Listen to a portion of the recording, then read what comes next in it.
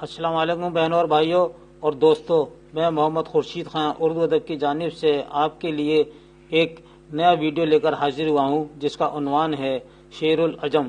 لیکن شروع کرنے سے پہلے میں معذرت چاہتا ہوں کہ کل جو ویڈیو میں نے اپلوڈ کی تھی ترقی پسند تحریک پر، شروع میں نہ جانے آپ کو کس وجہ سے سلام اس میں سے ڈیلیٹ ہو گیا، اس کے لیے میں معذرت خواہ ہوں، امید ہے معاف فرمائیں گے۔ تو آئیے شروع کرتے ہیں شبلی کی تنقید نگاری پر شعر العجم کا مختصر جائزہ۔ شبلی نعمانی کی تعلیم و تربیت مشرقی تہذیب اور مشرقی علوم کے زیر سائے ہوئی۔ ادبی تنقید سے متعلق شبلی نے جو کارنامے انجام دیے ہیں ان میں سے بیشتر فارسی شعر و ادب سے تعلق رکھتے ہیں۔ شبلی کی نظری اور عملی تنقید کے نمونے یوں تو شعر العجم، مقالات شبلی، موازنہ انیس و دبیر اور ضمنی طور پر ان کی بعض دوسری کتابوں میں بھی ملتے ہیں، مگر شبلی کے تنقیدی اور بنیادی افکار شعر العجم میں جمع ہو گئے ہیں۔ عربی زبان و ادب، فن بلاغت اور عربی شاعری کے چند دوسرے مسائل پر شبلی کے مقالات میں تفصیلی بحث ملتی ہے۔ یہ اس لیے اہم ہے کہ عربی تنقید پر شبلی نے دو چار مقالات کے علاوہ الگ سے کوئی کتاب نہیں لکھی تھی۔ اسی وجہ سے نقادوں کو ان کے بارے میں غلط فہمی ہو گئی کہ ان کو عربی ادب سے زیادہ رغبت نہ تھی، چنانچہ انہوں نے بہت بڑے منصوبے کے طور پر شعر العجم جیسا تنقیدی کارنامہ اردو والوں کے سامنے پیش کیا۔ شبلی کی تمام کتابوں میں عملی تنقید موجود ہے۔ شعر العجم میں مختلف شعراء کا تذکرہ کرتے ہوئے وہ ان کے کلام کا تجربہ بھی پیش کرتے ہیں اور ساتھ ہی ساتھ مختلف اصناف سخن یعنی مثنوی، غزل، قصیدہ پر بھی تنقید کی ہے۔ شبلی کی عملی تنقید اور خصوصیت کے ساتھ شعر العجم کی تنقید میں تنقید سے زیادہ تشریح پر زور ملتا ہے۔ شبلی نے اس بات کی کوشش کی ہے کہ الفاظ کا مطلب وضاحت سے لکھیں، اشعار کا انتخاب بھی کثرت سے پیش کیا ہے۔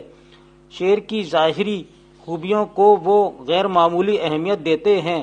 بہت سی جگہ ایک ہی بات کو کئی بار دہرایا ہے جس سے ان کی تنقید میں تضاد کی کیفیت پیدا ہو گئی ہے۔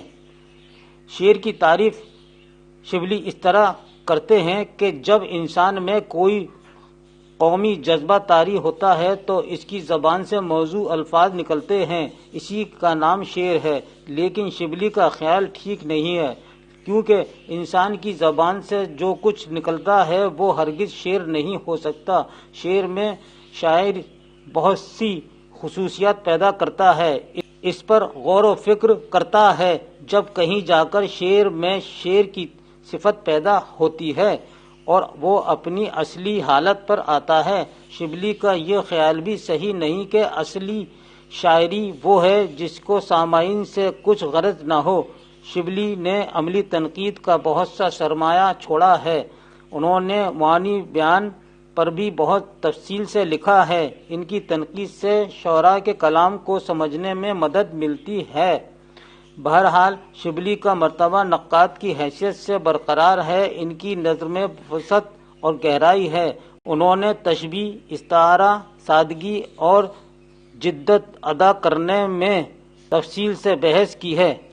خلیل الرحمن اعظمی شبلی کی تنقید کو حالی کی تنقید کا رد عمل بتاتے ہوئے کہتے ہیں، شبلی کی تنقید حالی کی تنقید کا رد عمل معلوم ہوتی ہے۔ شعر العجم براہ راست تو نہیں لیکن بالواسطہ مقدمہ شعر و شاعری کا جواب ہے۔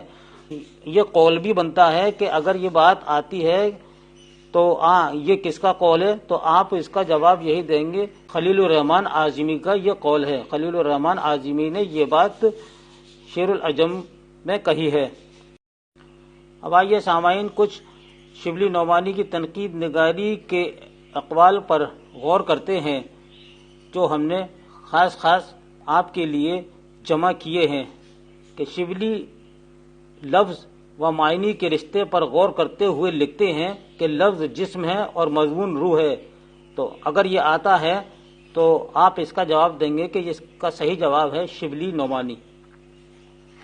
اگلا ہے شبلی کا زاویہ نظر، شبلی کی تنقید کا ساز و سامان، شبلی کا طرز ادا، ان چیزوں میں قدیم تنقید کی کار فرمائی ہے۔ یہ قول کس کا ہے؟ یہ قول ہے کلیم الدین احمد کا، جو انہوں نے شبلی کے بارے میں لکھا ہے۔ اب آئیے، انگریزی زبان میں نہایت اعلیٰ درجے کی کتابیں اس موضوع پر لکھی گئی ہیں، جن میں سے بعض میری نظر سے بھی گزری ہیں۔ میں ان سے اچھی طرح مستفیض نہیں ہو سکا۔ یہ قول کس کا ہے؟ صحیح جواب ہے شبلی نے یہ بات کہی موازنہ انیس و دبیر میں۔ اگلا ہے، شریفانہ اخلاق پیدا کرنے کا شاعری سے بہتر کوئی آلہ نہیں ہو سکتا۔ یہ بات شبلی نعمانی نے شعر العجم جلد نمبر 4 میں کہی اور صفحہ نمبر 1 پر یہ ان کا قول درج ہے۔ شاعری کو صرف الفاظ سے غرض رکھنا چاہیے، معنی سے بالکل بے پرواہ ہو جانا چاہیے۔ یہ بھی شبلی نعمانی کا قول ہے اور شعر العجم میں موجود ہے۔ شاعری یا انشا پردازی کا مدار زیادہ تر الفاظ پر ہی ہے۔ گلستان میں جو مضامین اور خیالات ہیں ایسے اچھوتے اور نادر نہیں، لیکن الفاظ کی فصاحت، ترتیب اور تناسب نے ان میں بحران پیدا کر دیا ہے۔ یہ قول یا یہ تحریر کس کی ہے یا یہ پیراگراف کس کا ہے؟ اس طریقے سے سوال بنتا ہے تو جواب ہے شبلی نعمانی کا۔ اور یہ کس کتاب سے ماخوذ ہے؟ تو آپ کا جواب ہوگا یہ شعر العجم سے ماخوذ ہے۔ تو دوستو، یہ تھا شعر العجم پر مختصر ایک تعارف۔ اس کے ساتھ ہی اپنے دوست محمد خورشید خان کو اجازت دیجیے۔ اگلے ویڈیو تک کے لیے انشاءاللہ کوئی نیا موضوع آپ کے نصاب کے مطابق لے کر حاضر ہوں گا۔ اللہ حافظ۔